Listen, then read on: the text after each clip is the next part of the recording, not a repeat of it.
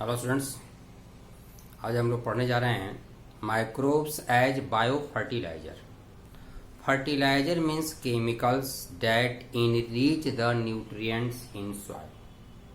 But there is bio fertilizer, livings that acts as fertilizer. It means that livings that increases the fertility power of the soil, enhances the nutrients in the soil is called biofertilizer. Fertilizer का simple मतलब है वैसा chemical जो कि soil की fertility power को increase कर दे, सॉइल के न्यूट्रिएंट को मेंटेन रखे। ठीक है, लेकिन बायो फर्टिलाइजर का means livings that acts as fertilizers. Okay, so fertilizers are micro organism which enhances the availability of nutrients like nitrogen and phosphorus और potassium to crop plants। Crop plants के लिए nitrogen, phosphorus और potassium के amount को soil में increase करता है, that is called bio fertilizers. Bio fertilizer का जो मेन एग्जांपल्स है bacteria, some cyanobacteria means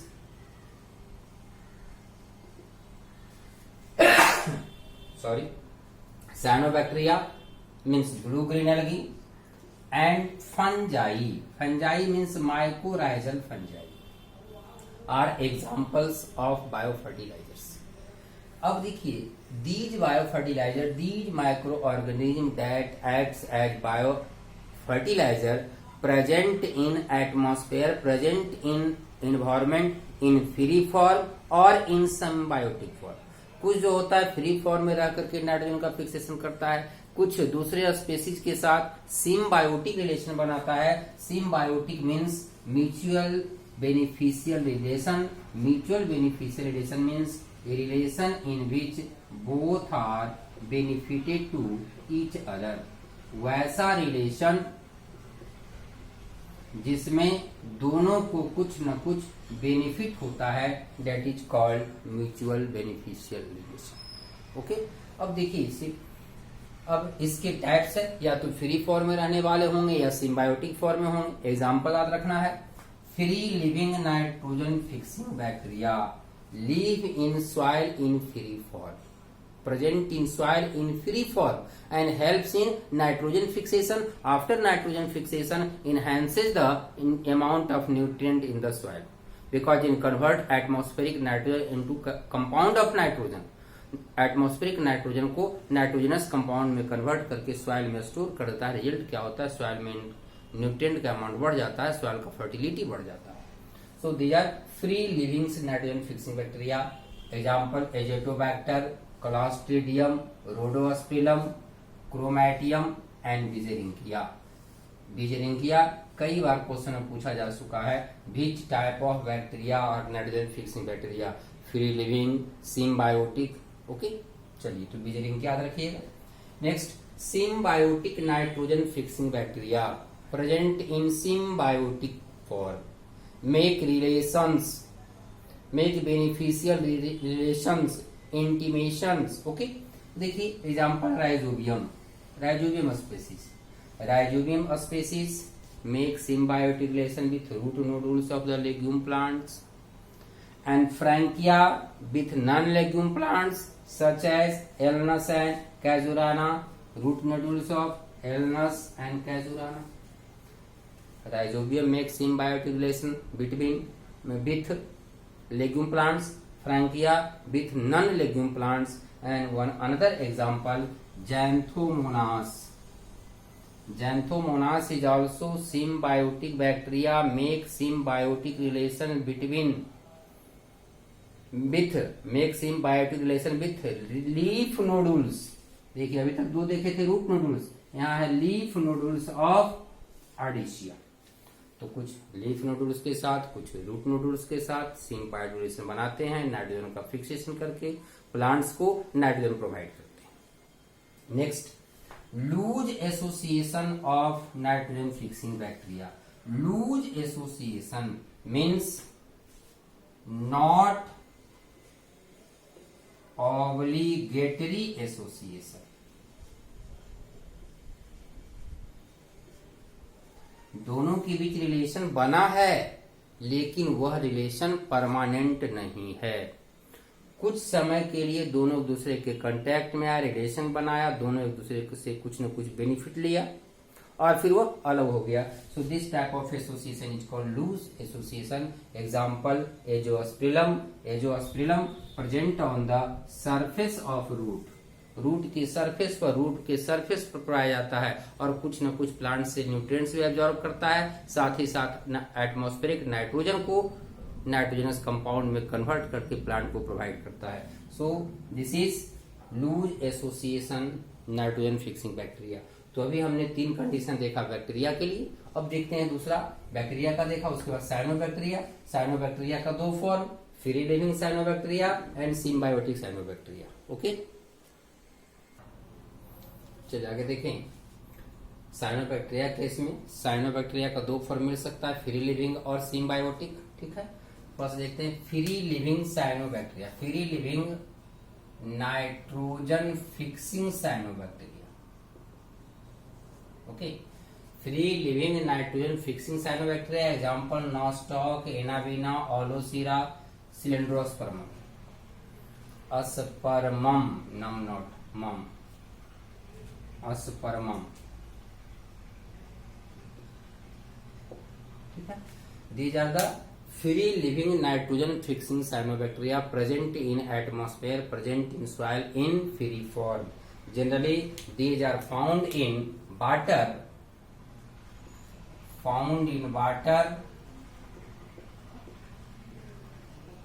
as well as moist soil। Water के साथ साथ मॉइस्ट सॉइल में भी मिलता है।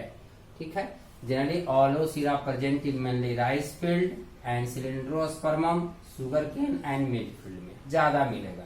बाकी जहां भी मॉइस्ट अगर है सॉइल तो ऐसे कंडीशन में कोई भी साइनोबैक्टीरिया मिलेगा और नाइट्रोजन फिक्सिंग के द्वारा वह सॉइल की फर्टिलिटी पावर को इंक्रीज करता है। Next, symbiotic nitrogen fixing cyanobacteria present in symbiotic। main example is azolla anabaena. सबसे इंपॉर्टेंट एग्जांपल है एजोला एनाबीना, इसीलिए एनाबीना का नाम भी दिया जाता है। एनाबीना एजोली कहते हैं, दोनों का रिलेशन बन जाता है। Anabaena is a cyanobacteria, anabaena is a cyanobacteria while azolla is a fern या एक्वेटिक फर्न। ठीक है, तो पैडी फील्ड में एजोला को डाल दिया जाता है जिसके साथ एनाबीना ग्रो करता है, एसोसिएशन बनाता है। रिजल्ट क्या होता है, सॉइल का फर्टिलिटी पावर इंक्रीज कर जाता है। चलिए, तो हो गया साइनोबैक्टीरिया। अब हम आते हैं फंजाई में। फंजाई का एक ही ग्रुप है, mycorrhizal fungi. Mycorrhizal fungi make symbiotic association with higher plants or with root of higher plants।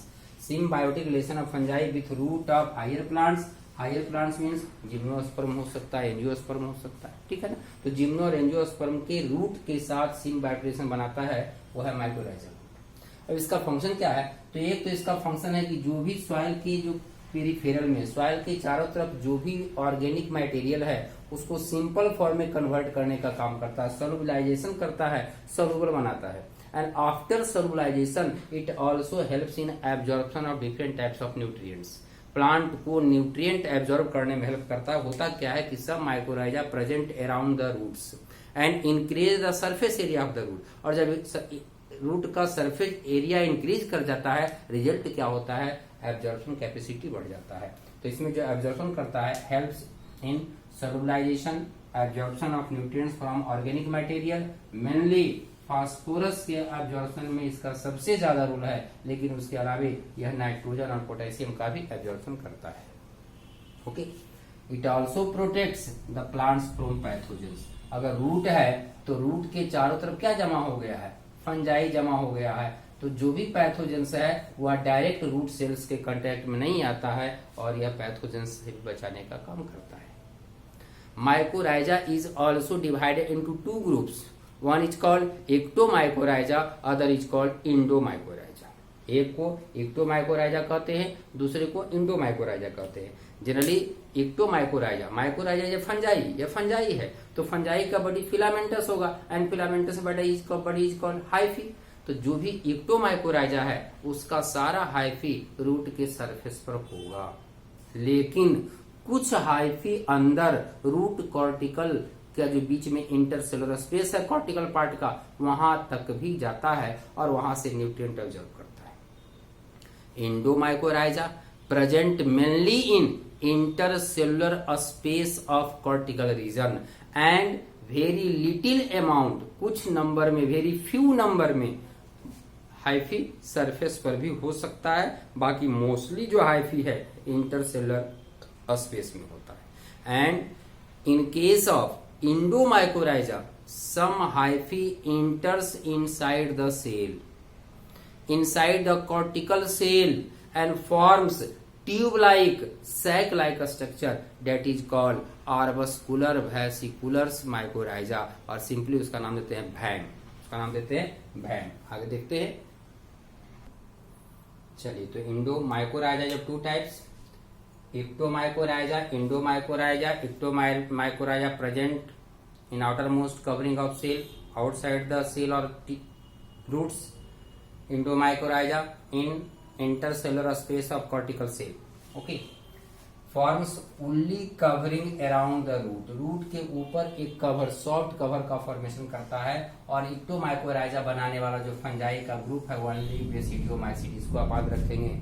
तो इधर बेसिडियोमाइसिटीज है और इधर जाइगोमाइसिटीज। जाइगोमाइसिटीज का भी ग्लोमस स्पीसीज, कभी कभी क्वेश्चन आता है कि कौन सा स्पीसीज याद रखेंगे आप, glomus species, very important question. अब देखिए, generally hyphae remains limited to intercellular space of root cortex. कुछ हाइफी रूट कॉर्टेक्स में एंटर करेगा, लेकिन अगर यहां देखें तो mainly present in intercellular space, mostly वही होगा, लेकिन कुछ सेल के अंदर इंटर कर जाएगा। Some hyphae enters in root cortical cell and form vesicle और arbuscular, sac-like structure, vesicle, tube-like structure, this like called arbuscular, and this type of mycorrhiza is called VAM, vesicular arbuscular mycorrhiza. So these are the two types of mycorrhiza, endomycorrhiza and ectomycorrhiza. ठीक है, चलिए आगे एक छोटा सा term topic जो कि biofertiliser से अलग है, वह है SCP, सिंगल सेल प्रोटीन। है क्या कि जो भी प्रोटीन का सोर्स है वह मेनली एनिमल प्रोडक्ट्स है। एनिमल प्रोडक्ट ही मेन सोर्स माना जाता है प्रोटीन का, लेकिन एनिमल प्रोडक्ट को ऑब्टेन करने के लिए, प्रोड्यूस करने के लिए एनिमल के द्वारा काफी ज्यादा अमाउंट में ग्रेन्स का, सीरियल्स का कंजप्शन होता है। जैसे अगर एनिमल के द्वारा 1 kg मीट का प्रोडक्शन करते हैं तो लगभग 12 kg सीरियल ग्रेन्स का कंजप्शन एनिमल के द्वारा होता है। इसी तरह से अगर हम चिकन की बात करते हैं, पोल्ट्री की बात करते हैं, तो 1 किलोग्राम मीट और 1 दर्जन अंडे के प्रोडक्शन के लिए लगभग 6 से 7 किलोग्राम ग्रेन्स का कंजप्शन पोल्ट्री के द्वारा होता है। तो अगर हम एनिमल से प्रोटीन सोर्स को ऑब्टेन करते हैं, प्रोटीन सोर्स का प्रोडक्शन करते हैं, रिजल्ट क्या होता है, ग्रेन्स का स्कार्सिटी हो जाएगा, फूड आइटम का स्कार्सिटी हो जाएगा, भूखमरी का कंडीशन आ जाएगा। ठीक है, तो ग्रेन्स का कंजप्शन बढ़ जाएगा, रिजल्ट क्या होगा, फूड स्कार्सिटी हो जाएगा, फूड प्रॉब्लम हो जाएगा।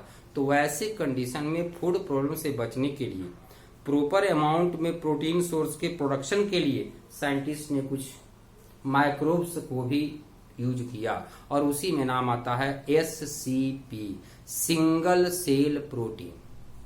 ठीक है, सिंगल सेल प्रोटीन जो है वह वेरी इजीली कल्चर किया जा सकता है। जहां भी मोलासेज है, पोटैटो प्रोसेसिंग का वेस्ट वाटर है, स्ट्रॉ है, सीवेज है, मीन्स डर्टी प्लेसेस में स्पाइरुलिना, जिस डेट इज एग्जाम्पल, SCP का एक एग्जाम्पल है spirulina.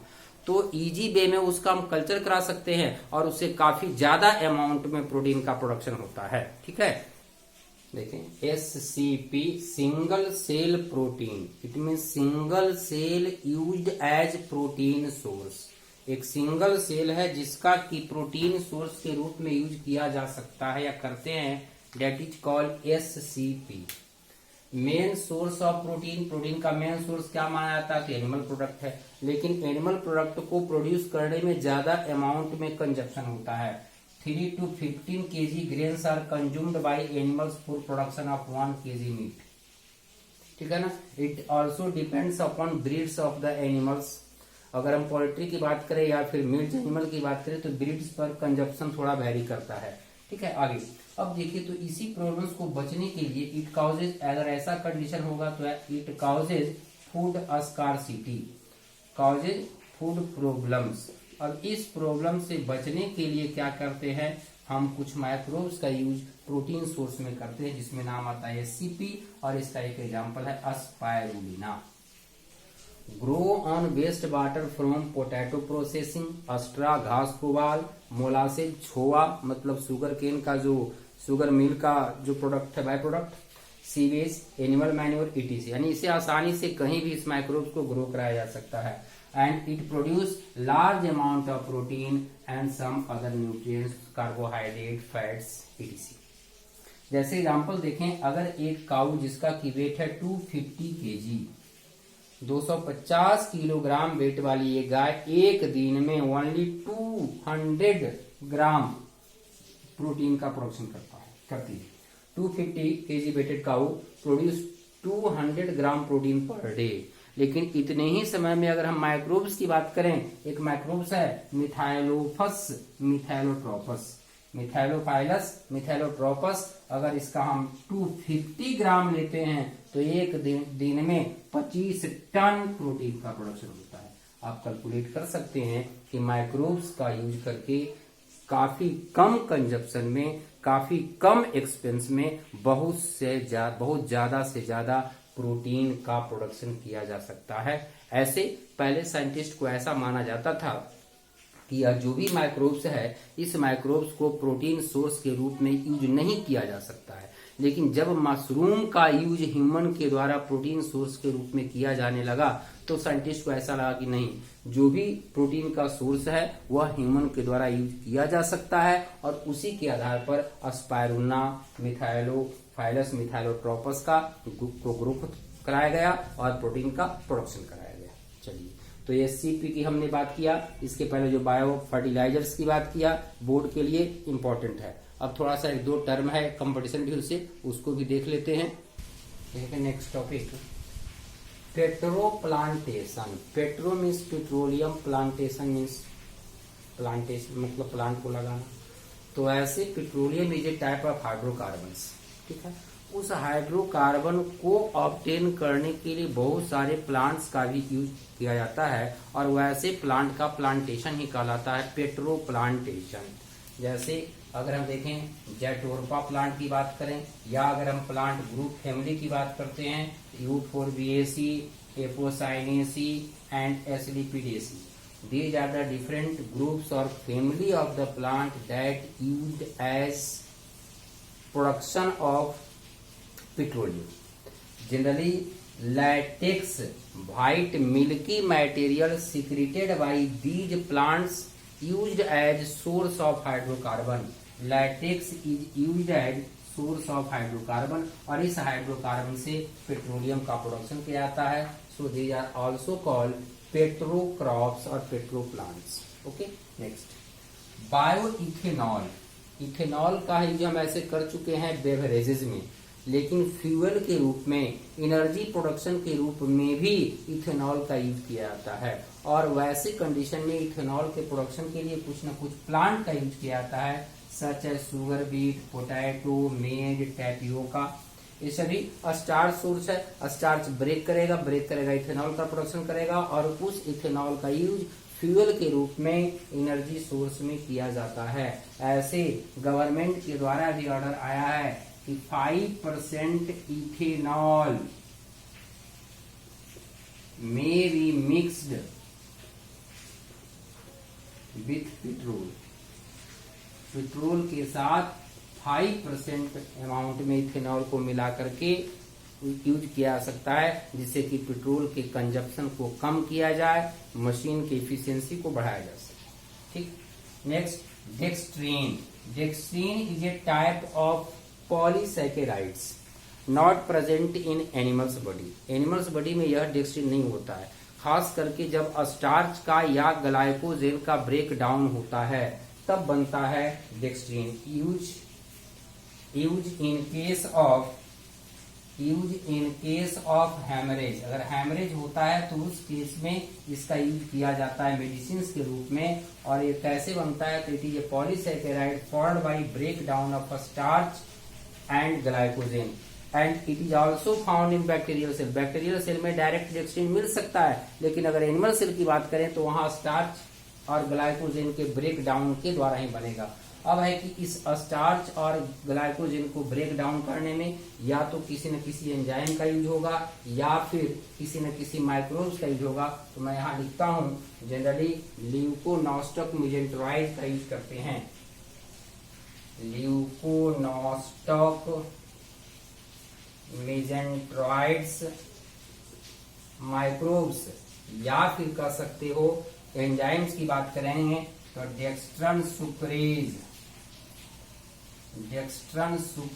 Enzyme, these are used to breaking of starch and glycogen to produce dextrin. Okay, next probiotic, it is nutritional supplement containing microbes. Microbes के साथ हम कुछ ऐसा न्यूट्रिशन ले जिसमें कुछ न कुछ माइक्रोब्स हो और हमारे बॉडी के अंदर जाकर के इसको रोल करे, वो ऐसे का नाम लेंगे probiotics. As for example Sporlac. Sporlac tablet है, कहीं कहीं पाउडर के फॉर्म में मिल सकता है और इसके अंदर क्या होता है, लैक्टोबैसिलस होता है। खास करके जब बच्चे का डिहाइड्रेशन का केस आता है, वो ऐसे कंडीशन में अस्पोरलैक टाइप किया जाता है। यह हमारे बॉडी में, लिविंग्स बॉडी में जाकर के, ह्यूमंस बॉडी में जाकर के कुछ न कुछ विटामिन को मेंटेन करेगा, साथ ही साथ डिहाइड्रेशन के कंडीशन को भी ठीक करता है। तो ये सभी कंपटीशन व्यू से कुछ टर्म है, सिर्फ नाम याद रखेंगे, विशेष नहीं जानना है। ठीक है, ओके। बाकी अब अगले दिन आपका लेसन समाप्त हो चुका।